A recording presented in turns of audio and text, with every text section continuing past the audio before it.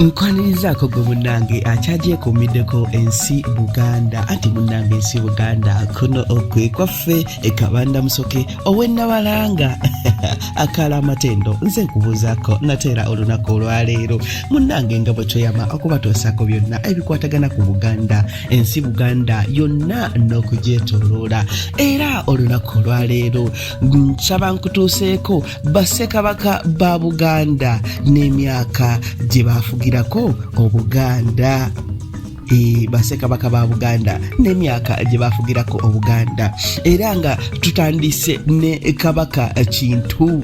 Kabaka Kintu yafuga Obuganda okuva mu mwaka gwa 1200 okutuuka mu mwaka gwa 1203. Yoyo Kabaka Kintu tetumuyita Ssekabaka olw'ensonga nti taliiko masiro yabula bubuzi. Kabaka Kintu kabaka owokubiri ye Ssekabaka Chwa Nabakka. Ssekabaka Chwa Nabakka yafugira Obuganda oba yalamulira Obuganda okuva mu mwaka gwa 1203 okutuuka mu mwaka gwa 1275. Yoyo Ssekabaka Chwa Nabakka. Kabaka owokusatu eyalamula Obuganda buno ye Ssekabaka Kimera.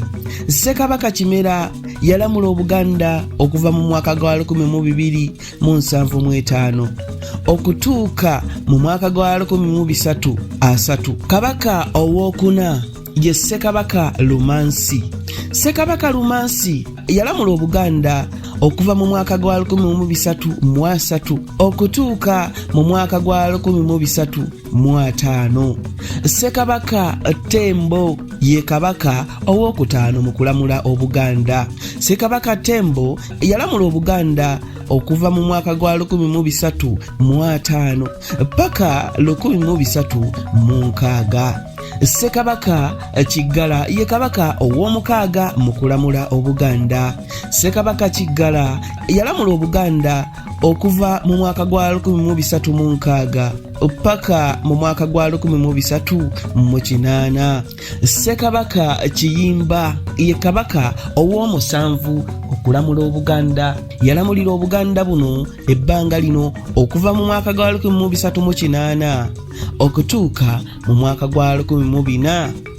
Kabaka ow'omunaana ye Ssekabaka Kayima. Ssekabaka Kayima ye kabaka ow'omunaana okulamula Obuganda buno. Yalamula okuva mu mwaka gwa 1415 okutuusa mu mwaka gwa 1440. Yoyo Ssekabaka Kayima ow'omunaana mu bakabaka abaalamula Obuganda buno. Kabaka ow'omwenda ye Ssekabaka Nakibinge. Munnange nno Ssekabaka Nakibinge alamula Obuganda okuva mu mwaka gwa 1440 okutuuka mu mwaka gwa 1409. Ssekabaka Nakibinge ye kabaka ow'omwenda mu bakabaka abaakalamula Obuganda buno. Kabaka ow'ekkumi ye Ssekabaka Mulondo. Ssekabaka Mulondo nno alamula Obuganda okuva mu mwaka gwa 1409 okutuuka mu mwaka gwa 1510. Ssekabaka Mulondo ye kabaka ow'ekkumi mu kulamula Obuganda buno. Ssekabaka Jemba ye kabaka ow'e11 mu bakabaka abaakalamula Obuganda buno. Munnange nno Ssekabaka Jemba yalamula Obuganda okuva mu mwaka gwa 1510 okutuuka mu mwaka gwa 1503. Ye Ssekabaka Jemba Ssekabaka oba kabaka ow'e11 mu kulamula Obuganda buno. Kabaka ow'e12 ye Ssekabaka Ssuuna. Munnange Ssekabaka Ssuuna alamula Obuganda okuva mu mwaka gwa 1503 okutuukira ddala mu mwaka gwa 1555. Ye Ssekabaka Ssuuna kabaka ow'e12 mu kulamula Obuganda buno. Sikulwiseeyo Ssekabaka ow'e13 okulamula oba okufuga Obuganda ye Ssekabaka Ssekamaanya. Ssekabaka Ssekamaanya yalamula Obuganda okuva mu mwaka gwa 1555 okutuukira ddala mu mwaka gwa 1509. Ye Ssekabaka Ssekamaanya 1555 mpaka 1509. Kabaka eyaddako awo ye kabaka owe-14 mu kulamula Obuganda ye Ssekabaka Kimbugwe. Ssekabaka Kimbugwe alamula Obuganda okuva mu mwaka gwa 1509 okutuuka mu mwaka gwa 1610. Ye Ssekabaka Kimbugwe eyalamula Obuganda okuva mu mwaka gwa 1509 mpaka 1610. Era nga ye kabaka owe-14 mu bakabaka abaakalamulira Obuganda buno. Kabaka owe-15 ye Ssekabaka Kateregga. Munnange nno Ssekabaka Kateregga yalamulira Obuganda buno ebbanga lino okuva mu 1610 mpaka 1650. Ssekabaka Kateregga yalamula Obuganda okuva 1610 mpaka 1650. Ssekabaka Mutebi alamula Obuganda okuva mu mwaka gwa 1605 mpaka 1607. Era nga Ssekabaka Mutebi ono ye kabaka owe-16 mu bakabaka abaakalamula Obuganda buno. Ssekabaka Jjuuko alamula Obuganda buno okuva mu 1607 mpaka 1682. Era nga Ssekabaka Jjuuko ye kabaka owe-17 mu bakabaka baffe abaakalamula Obuganda buno. Kabaka owe-18 ye Ssekabaka Kayemba. Ssekabaka Kayemba yalamula Obuganda okuva mu mwaka gwa 1682 okutuukira ddala mu 1609. Ye Ssekabaka Kayemba era nga ye kabaka owe-18 mu bakabaka abaakalamula Obuganda buno. Kabaka owe-19 ye Ssekabaka Tebandeke. Ssekabaka Tebandeke alamula Obuganda okuva mu mwaka gwa 1609 okutuukira ddala mu mwaka gwa 1700. Ssekabaka Tebandeke ye kabaka owe-19 mu bakabaka abaakalamula Obuganda buno. Kabaka owa-20 ye Ssekabaka Ndawula. Munnange nno Ssekabaka Ndawula atuula ku Namulondo okuva mu mwaka gwa 1700 okutuukira ddala mu mwaka gwa 1710. Oyo Ssekabaka Ndawula kabaka owa-20 mu bakabaka abaakalamula Obuganda buno. Kabaka owa-21 ye Ssekabaka Kagulu Tebuukywereke. Ssekabaka Kagulu Tebuukywereke alamula Obuganda okuva mu 1710 mpaka 1720. Ye Ssekabaka Kagulu Tebuukywereke eyalamula Obuganda era nga ye kabaka owa-21. Kabaka owa-22 ye Ssekabaka Kikulwe eyalamula Obuganda okuva mu 1720 okutuukira ddala 1740 era nga ye kabaka owa-22 ku baakalamula Obuganda buno. Tuvudde waawo tugenze ku kabaka owa-23 era nga ye Ssekabaka Mawanda. Ssekabaka Mawanda alamula Obuganda okuva mu 1740 okutuukira ddala 1706. Ye Ssekabaka Mawanda era nga ye kabaka owa-23. Munnange nno tugenda ku kabaka owa-24. Ssekabaka Mwanga ye kabaka owa-24 okubaakalamula Obuganda buno.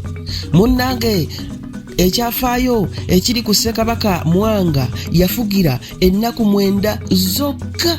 Ssekabaka Mwanga. Bwe tuva ku Ssekabaka Mwanga tugenda ku kabaka Namugala. Ssekabaka Namugala alamula Obuganda okuva mu 1706 kubanga oli Ssekabaka Mwanga yalamula ennaku 9 zokka, ekitegeeza teyaweza wadde omwaka. Kakati okuva ku Ssekabaka Mawanda eyakoma mu 1706 ono Ssekabaka Namugala wakwatira n'afuga okuva mu 1706 okutuukira ddala 1707. Ye Ssekabaka Namugala era nga ye Ssekabaka oba era nga ye Kabaka owa 25 okubaakalamula Obuganda buno. Kabaka owa 26 ye Ssekabaka Kyabaggu. Munnange nno Ssekabaka Kyabaggu yate yalamula okuva mu 1707 okutuukira ddala 1708 era nga ye Kabaka owa 26 Ssekabaka Kyabaggu. Ssekabaka Jjunju ye Kabaka owa 27 ku bakabaka abaakalamula Obuganda buno. Era nga Ssekabaka Jjunju alamula Obuganda okuva mu 1708 okutuukira ddala mu 1797 era nga ye Kabaka owa 27 ku bakabaka abaakalamula Obuganda buno. Munnange Ssekabaka Ssemakookiro ye Kabaka owa 28 ku bakabaka abaakalamula Obuganda buno era nga yalamula okuva 1797 okutuukira ddala eyo mu mwaka gwa 1814 ye Ssekabaka Ssemakookiro era nga ye Kabaka owa 28 mu bakabaka abaakalamula Obuganda buno. Munnange Ssekabaka Kamaanya era nga ye Kabaka owa 29. Ssekabaka Kamaanya alamula okuva mu 1814 okutuukira ddala mu mwaka gwa 1832. Ssekabaka Kamaanya era nga ye Kabaka owa 29 ku bakabaka abaakalya Namulondo oba abaakatuula ku Namulondo eya Buganda eno. Ssekabaka Ssuuna yalamula Obuganda okuva mu 1832 okutuukira ddala eyo mu 1856 era nga ye Kabaka owa 30 mu abo bakabaka abaakalamula oba abaakafuga Obuganda buno ye Ssekabaka Ssuuna. Ssekabaka Mukaabya Muteesa asooka. Ssekabaka Mukaabya Muteesa asooka ye Kabaka owa 31 mu bakabaka abaakalamula Obuganda buno. Atuula ku Namulondo mu 1856 okutuukira ddala 1884 ye Ssekabaka Mukaabya Muteesa era nga ye Kabaka owa 31 mu bakabaka abaakafuga oba abaakalamula Obuganda buno. Siikuluiseeyo tugenze ku Kabaka owa 32. Ssekabaka Mwanga owookubiri ye Kabaka owa 32 atuula ku Namulondo nga 10 ogw'omwenda 1888 okutuusa nga 24 ogw'ekkumi 1888. Ssekabaka Mwanga owookubiri addamu okutuula ku Namulondo ng'ennaku z'omwezi 11 ogw'ekkumi 1889 okutuusiza ddala nga 11 ogw'okutaano 1899. Munnange siikuluiseeyo tugenze ku Kabaka owa 33 era nga si mulala ye Ssekabaka Kiweewa. Ssekabaka Kiweewa atuula ku Namulondo ng'ennaku z'omwezi 2 omwezi gwali gwa 8 1888 okutuusiza ddala nga 12 ogw'ekkumi 1888. Munnange Ssekabaka Mwanga bw'atuula ku ntebe eyo mu mwaka gwa 1800 ate wakati awo Ssekabaka Kiweewa naye waayingirirawo ate era bw'avaako Ssekabaka Mwanga kwe kuddako. Tugenze ku kabaka owa'34 era nga ono si mulala nga ye Ssekabaka Kalema. Munnange nno Ssekabaka Kalema afuga Obuganda okuva ng'ennaku z'omwezi 12 omwezi gwali gwa 10 1888 okutuusiza ddala nga 5 ogw'ekkumi 1889. Tuvudde waawo tugenze ku kabaka owa 35. Munnange nno kabaka owa 35 ye Ssekabaka Daudi Chwa. Munnange nno Ssekabaka Daudi Chwa afuga Obuganda okuva mu mwaka gwa 1897 okutuusiza ddala mu mwaka gwa 1939 era nga ye kabaka owa 35 Ssekabaka Daudi Chwa mwabo abakalamula Obuganda buno. Munnange kabaka owa 36 ye Ssekabaka Edward Frederick Luwangula Muteesa ow'okubiri. Frederick Luwangula Muteesa ow'okubiri atuula ku Namulondo 1939 okutuusiza ddala 1966. Munnange awo Obuganda we bwagwiramu ensasagge okutuusiza ddala ku kabaka Ronald Muwenda Mutebi ow'okubiri atuula ku Namulondo alamula Obuganda mu mwaka gwa 1993 okutuusa wenkubuulirira ebigambo bino era nga tusaba ayi Ssaabasajja Kabaka awangaale era nga tugamba nti ayi Katonda kuuma Namulondo.